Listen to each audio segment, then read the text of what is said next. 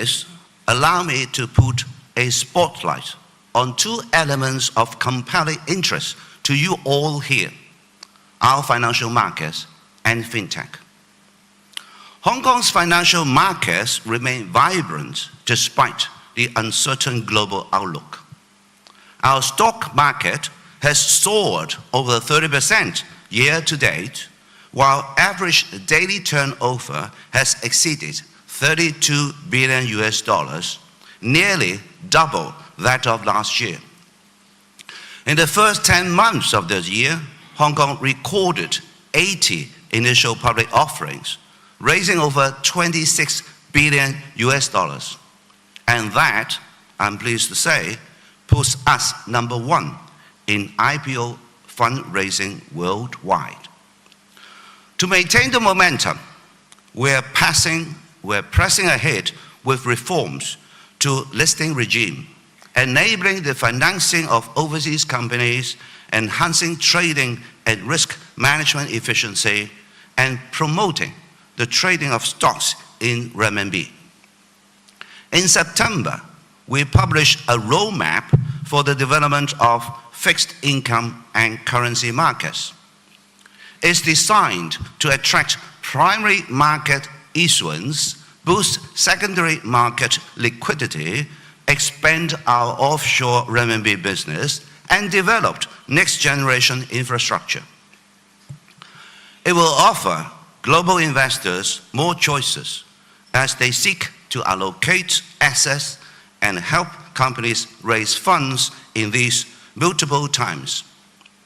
Meanwhile, Hong Kong is poised to become the world's largest cross-boundary wealth management center in the next few years.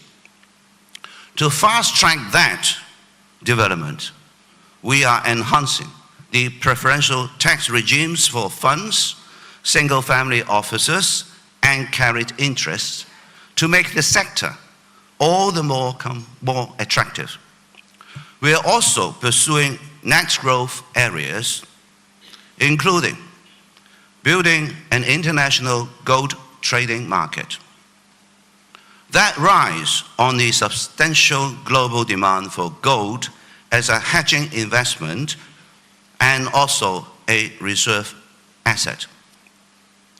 Then there's financial technology. Blockchain and artificial intelligence are reshaping financial markets at an unprecedented pace. They can bring tangible benefits to financial markets and the real economy, enhancing efficiency and reducing transaction costs. Hong Kong is home to more than 1,200 fintech companies. In September's Global Financial Centers Index, we ranked #1 globally in fintech. No surprise to the 37,000 professionals here from more than 100 economies for Hong Kong FinTech Week and the Start Me Up Hong Kong Festival, which opened yesterday.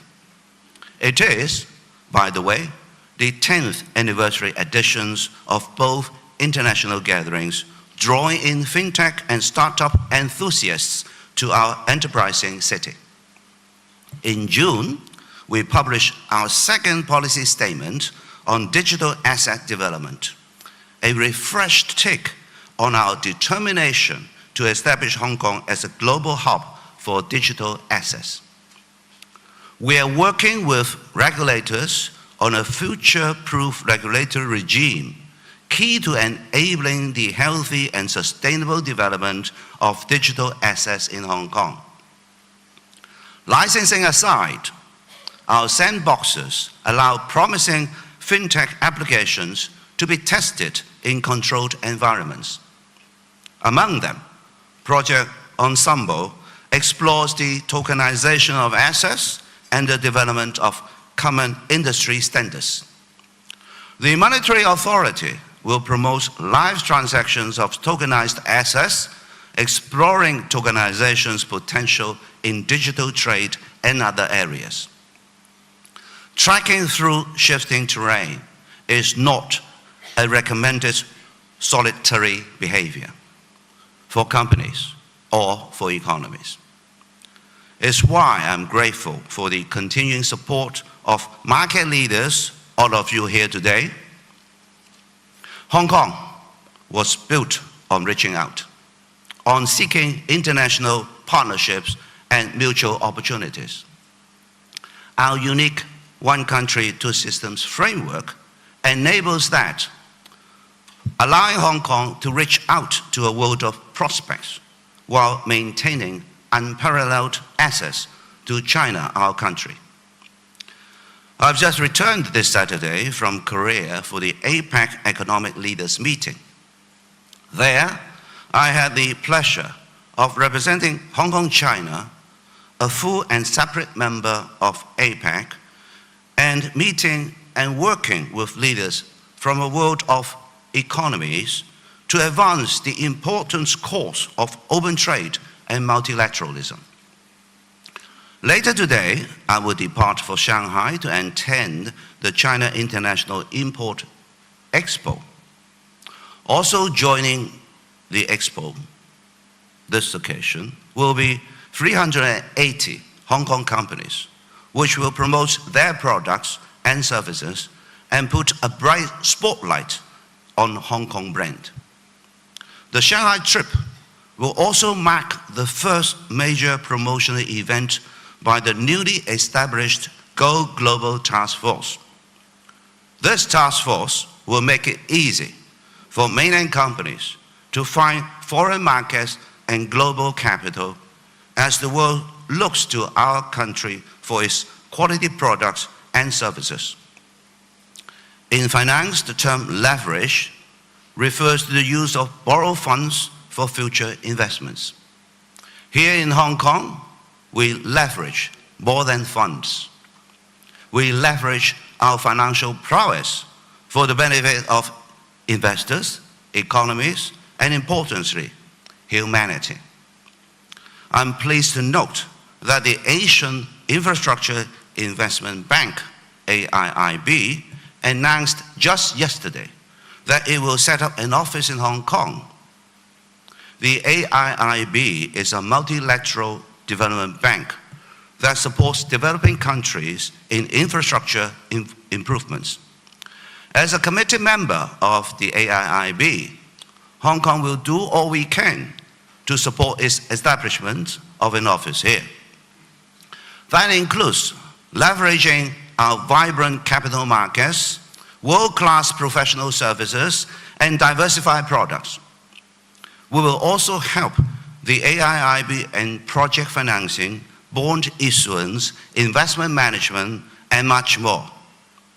These examples, ladies and gentlemen, are more than business missions, meeting dignitaries and commercial operations.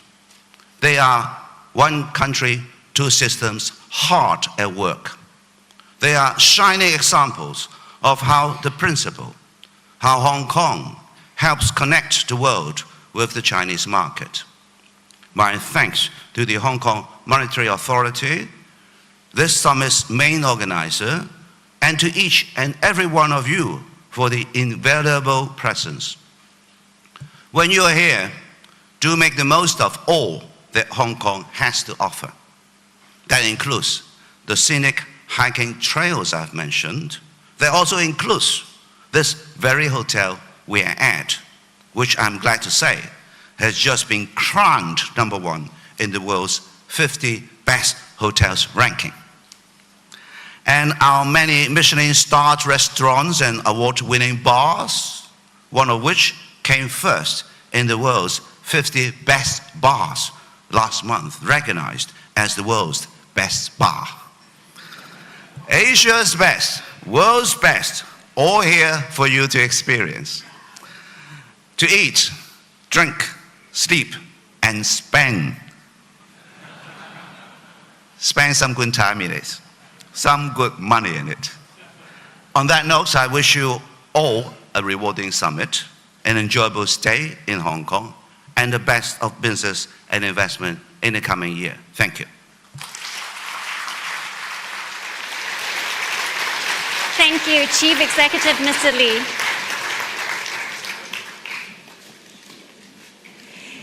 It is well known that Hong Kong is a major gateway to the Chinese mainland. Today, we're honored to have Mr. He Lifeng, Vice Premier of the State Council of the People's Republic of China, to deliver an opening keynote for us through video. Let us now welcome Mr. He. 尊敬的各位嘉宾、女士们、先生们、朋友们，第4届香港国际 Ladies and gentlemen,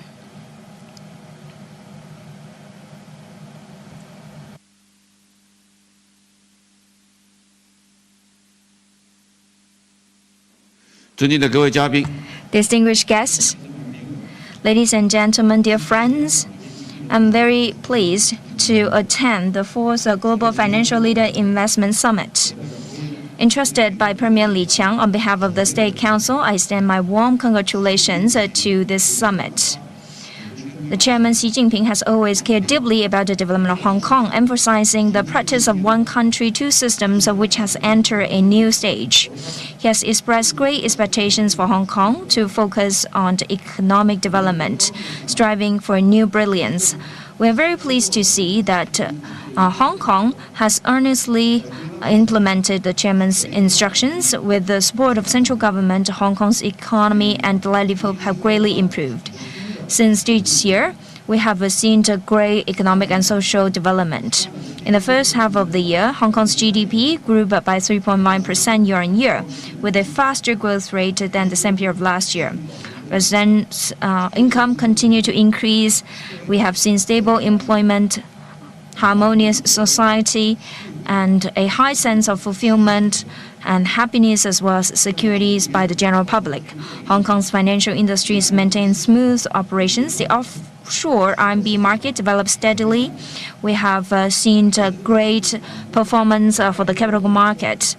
Hong Kong's Hang Seng Index growth and IPO fundraising ranked the top in the world. We have seen the competitiveness and attractiveness of Hong Kong's financial market. We have again proved one country, two systems has strong vitality, that Hong Kong has a solid foundation for long-term prosperity and stability, and its status as an IFC will continue to be strengthened. Ladies and gentlemen, dear friends, last month, the 5th plenary session of the 20th Central Committee of the Communist Party was successfully held in Beijing. And we have seen the 15th five-year plan being reviewed and adopted. Looking back at the 14th five-year plan, we have achieved great achievements. Our economic strength, scientific and technological capabilities have achieved new heights. We have seen great progress for the modernization of China. Starting from this year, China's economy continued to make steady progress. We have demonstrated strong resilience and vitality. In the first 3 quarters, the economy grew by 5.2% year-on-year, ranking among the top of the major economies globally. And we are fully equipped and confident of accomplishing the 14th five-year goals and tasks. During the 14th five-year plan period, Hong Kong has given full play to its unique advantages and continue to integrate it into the overall national development. Hong Kong has participated actively in national strategies such as the Belt and Road Initiative and made great contributions to the country's reform and development.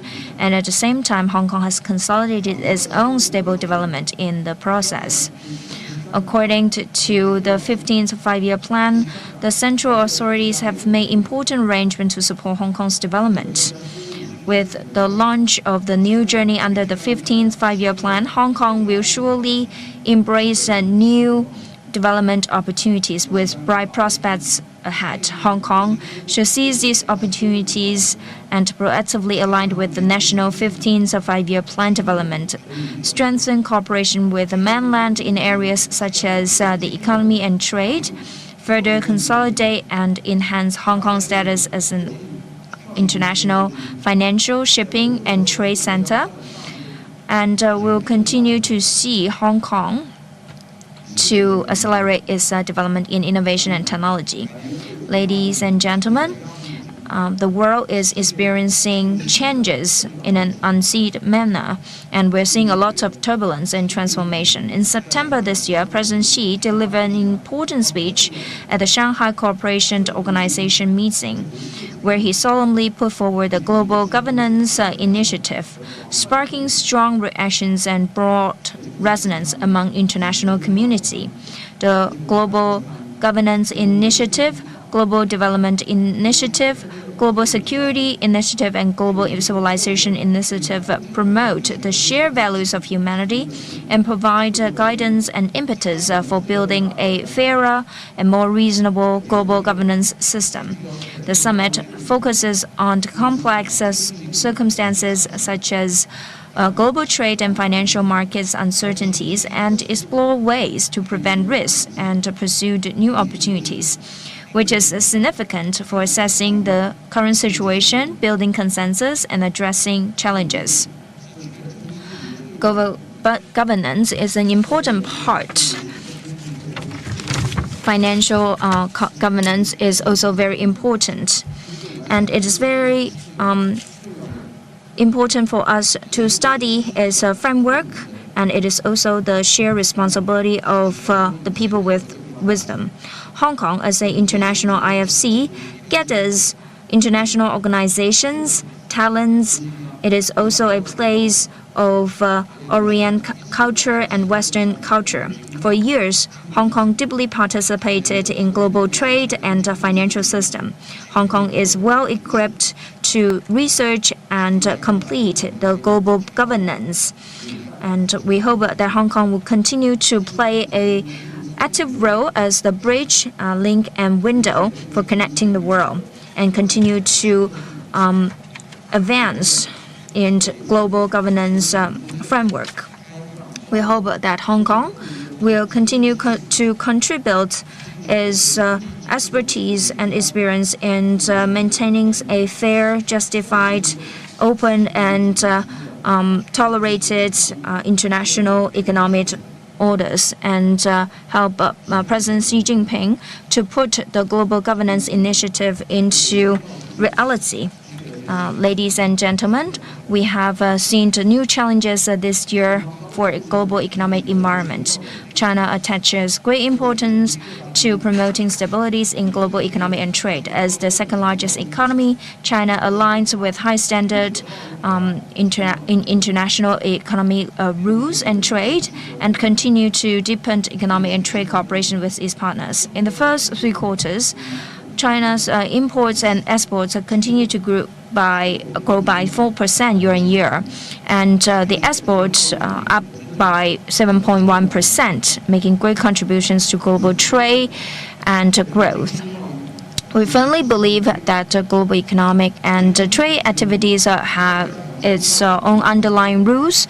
It's very important for us to deepen greater cooperation among economies, as the interest of all parties is also conducive to a win-win outcome. We should follow this course of rules and needs, and continue to communicate with each other based on the principle of equality, respect, and mutual benefit. And we should continue to promote global economic and industrial development. And we will follow the trend of globalization and deepen the institutional opening up and expand high-level open up to the world. We will orderly expand the trade and investment liberalization and facilitation, and foster a first-class business environment that's market-oriented and rule of law-based. And together with all parties, we will work to meet the difficulties and challenges that global trade faces, jointly safeguard a healthy and stable international economic order, ensure the stability of global industry and supply chain, promote global economic growth, and bring benefits to people of all countries. Ladies and gentlemen, dear friends, Hong Kong's Global Financial Leader Investments has successfully held 3 terms, serving as a very important platform for deepening international financial exchanges and promoting global financial cooperation. It's also a very good opportunity for international financial institutions to understand Hong Kong's developments, and it is also a very important window for Chinese mainland institutions, and it is also a very good opportunity to enhance dialogue. The guests present here today are all experts in economy and finance. I hope that you can all make full use of this platform and share insights, deepen communication, and exchange on issues of common concern, and constantly increase our consensus and seek win-win cooperation. I hope we can have your continuous support for Hong Kong's development and actively participate in China's reform and modernization. Amidst these uncertainties, we hope that we can inject more stabilities and positive energy into the global economy and financial system. In closing, I would like to wish this summit great success. Thank you, Mr. He, for the keynote. Over the past 3 investment summits, many participants have told us that this event serves as an important window into the latest economic and financial developments of the Chinese mainland. With that in mind, we're pleased to welcome senior representatives from the Chinese mainland's financial regulators to this session. They'll share insights into China's current economic and financial landscape, as well as policy direction. This session will be moderated by Mr. Eddie Yu and be conducted in Putonghua. You may use the headset in front of you for English simultaneous interpretation, Channel 2. Now let us put our hands together to welcome Mr. Yu, along with our 3 speakers. Mr. Lu Lei, Deputy Governor of the People's Bank of China. Mr. Zhou Liang, Vice Minister of the National Financial Regulatory Administration, and Mr. Li Ming, Vice Chairman of the China Securities Regulatory Commission. 现在把时间交给你 Eddie.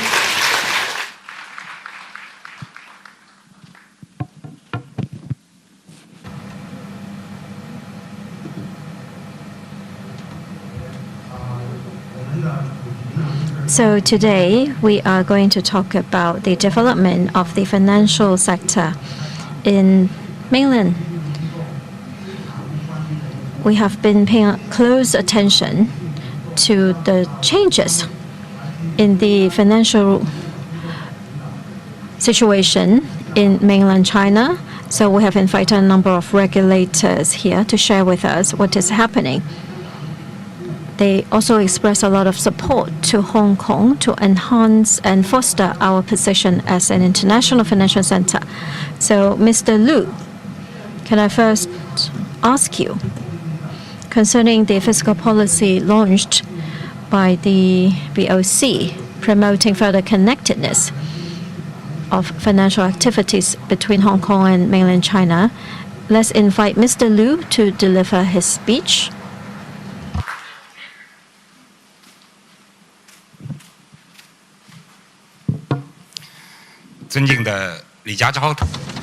Mr. John Lee, Mr. Xu, Mr. Zhou Ji, Mr. Eddie Yu, good morning. I'm happy to be here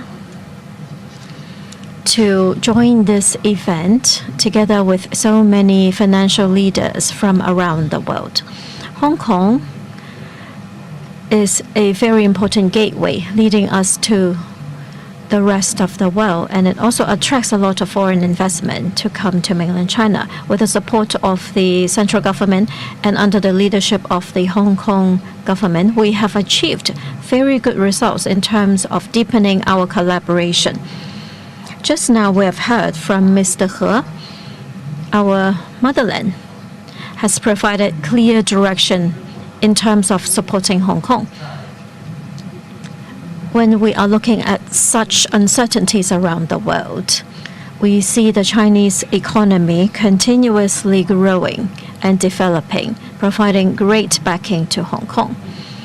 As the Central Bank of China, we are dedicated to promoting better roles to be played by Hong Kong alongside greater development of our motherland. We are going to promote the development of Hong Kong as an renminbi center, and I have been asked by my leader to offer some personal thinking concerning recent fiscal policies. We have been launching relaxed monetary policies and measures to support stable growth of our economy. We ensure reasonable growth of our fiscal policy and also provided long-term liquidity. And we have offered very good support to the operations of medium-term loans, and also we are providing support to the physical economy in terms of credit demand being met. And we are launching a number of policies to lower the financing cost for institutions and also for other types of loans in our community to address real needs. And we also optimize our credit structure. We have set up a re-loan mechanism, and we have set up an innovation and technology bond risk-sharing tool at the level of 300 billion renminbi so that we can truly support the retirement life of Chinese people and also support the inclusive economy and green economy. We will spare no effort to the execution of such policies. In terms of supporting Hong Kong as a financial center, in recent years, we have been dedicated to such efforts. In January this year, Mr. Pan at the Asian Financial Forum talked about 4 major areas of his work and also all the relevant measures. We will continue to deepen the connectedness between Hong Kong and mainland China. For example, we are going to strengthen the setting up of the offshore renminbi center in Hong Kong, and we have been responding to the aspirations in the market so that we can further promote various levels of connectedness, including Bond Connect. And we have also provided a lot of support to mainland and also overseas investors concerning the buyback of bonds, so that this will become a very well-recognized collateral in Hong Kong. We will enhance the efficiency and also the value of daily transactions. And more than 1,100 overseas organizations have already entered the bond market, and the scale of such bonds have reached 3.8 trillion renminbi.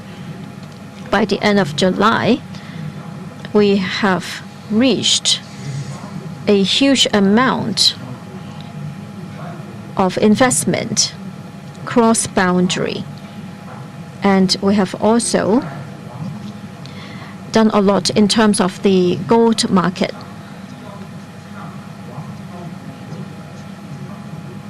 And we have already commissioned the operation of the gold reserve in Shanghai stock market.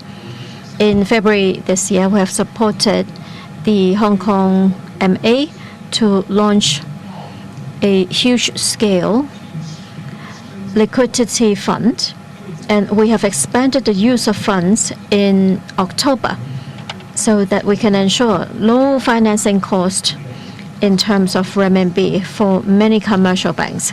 We have already reached a very high level of transaction on this front, and together with the relevant government departments, we have set up in Hong Kong offshore renminbi debt and other product offerings.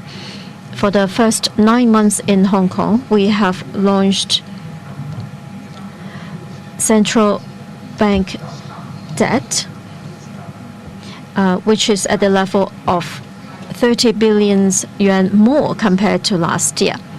So we have launched a number of connectedness measures to promote better connection of services so that we can better serve the 9 cities inside the Greater Bay Area. And we have attracted more people to set up bank accounts and provided a lot of convenience for residents in Hong Kong and Macau to live and also receive education and work in mainland China. SIF has been set up, and we have reached 113 organizations facilitating international trade and investment across the border. And we have also set up e-payment platforms to promote the Greater Bay Area in terms of safe and convenient cross-border payment and transactions. We have been working very closely with many institutions. For example, we have covered many enterprises in Shenzhen.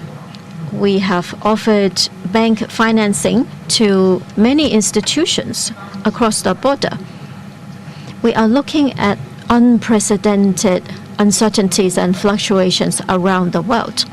This year, we are talking about tracking forward into unknown and fluctuating terrain. I trust that Hong Kong will continue to play its important role, not just as a very attractive financial center, but also we are going to work together with government departments to render our strongest support to Hong Kong so that we can make contributions to the Greater Bay Area, so that we can have high quality development, we can facilitate cross-border activities and investments, and improve the overall investment environment. I understand that you are all financial leaders from around the world. We look forward to deepened interactions and exchanges with all of you so that we can all create a better future for Hong Kong as a financial center and create great premium to China as well. I wish this forum or the summit a great success. Thank you, Mr. Lu. Now, let's invite Mr. Zhou Liang to talk about how we can further promote the development of our financial sector and foster Hong Kong's position as an international financial market.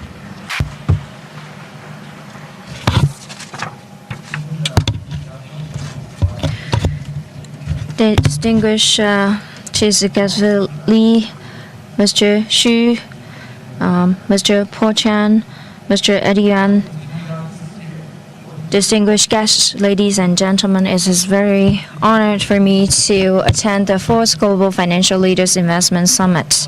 Mr. Xi Jinping attached great importance to the long-term stability and prosperity of Hong Kong and has made a series of important instructions. And Mr. He Lifeng has already made a speech through the video, and we will continue to implement the instructions accordingly. As we know that the 4th plenary session of the 20th CBC meeting has already summarized the achievement of our country, which includes the important part of the achievements in the Chinese mainland and the financial system here in Hong Kong. I would like to summarize it in 4 aspects. The first one is the high quality development of the the financial industry. As we know that the banking and insurance total asset has exceeded more than 500 billion, and as the world's first biggest banking market and the second insurance market, we have seen great performance. The trustees and insurance asset management companies are managing more than 10 billion, and there are more than 143 of them are the Hong Kong subsidiaries. And we have seen great performance for different indicators for the foreign banks in China. And secondly, we have seen great improvement of the service level. In the past 5 years, we have seen funding of more than 1.3 million provided by the banks. We have seen improvement for the inclusive loans. And we have seen more than trillion yuan of investments that goes into science and technology. And insurance as the buffer for risk, we have seen a claim of more than 9 trillion.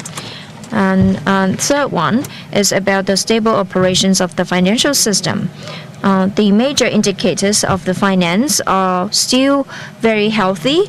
The non-performing loans for banks is around 1.47%. The profitability of insurance companies are greatly enhanced, and the provisions for risk and capital has exceeded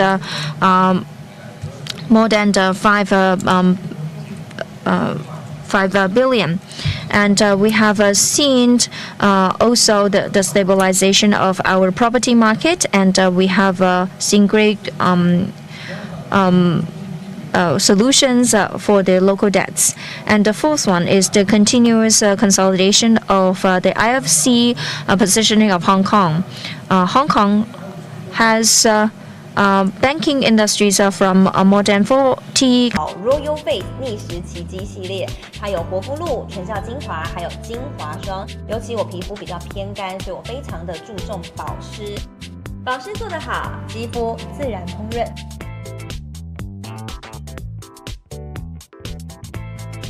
提亮肤色更年轻，抚平皱纹超有感，而且气色变好。用心保养，每天都更美一点。